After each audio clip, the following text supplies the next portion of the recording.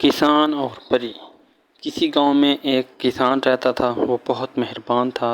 ایک دن وہ اپنے کھیتوں میں کام کرنے جا رہا تھا کہ کھیتوں کے راستے میں ایک کنواں پڑتا تھا۔ ایک دن اس نے کنویں سے کسی کی آواز سنی کہ کوئی مدد کے لیے پکار رہا ہے۔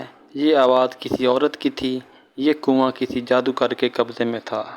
کسان نے سوچا کہ شاید جادوگر عورت کا روپ بدل کر مجھے پھنسانے کی کوشش کر رہا ہے۔ جب یہ آواز مسلسل 3 دن تک آتی رہی تو کسان نے کنویں میں جھانک کر دیکھا تو یہ ایک خوبصورت پری تھی جو زنجیروں میں جکڑی ہوئی تھی۔ اس پری نے کسان سے کہا، تم میری مدد کرو اور جب تک میں ان زنجیروں میں جکڑی رہوں گی تب تک میرا کوئی جادو نہیں چل سکتا۔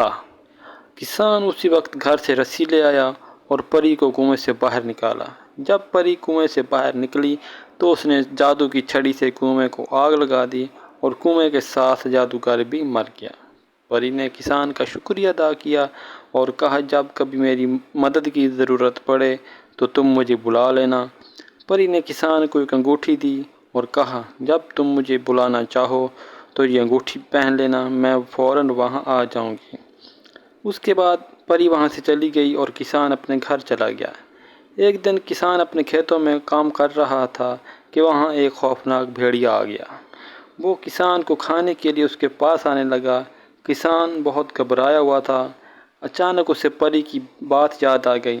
اس نے وہاں انگوٹھی نکالی اور اپنے ہاتھ میں پہن لی۔ پری وہاں آ گئی اور اس نے اپنے جادو کی چھڑی سے بھیڑیے کو مار دیا اور اس طرح کسان کی جان بچ گئی۔ کسان نے پری کا شکریہ ادا کیا۔ پری وہاں سے چلی گئی۔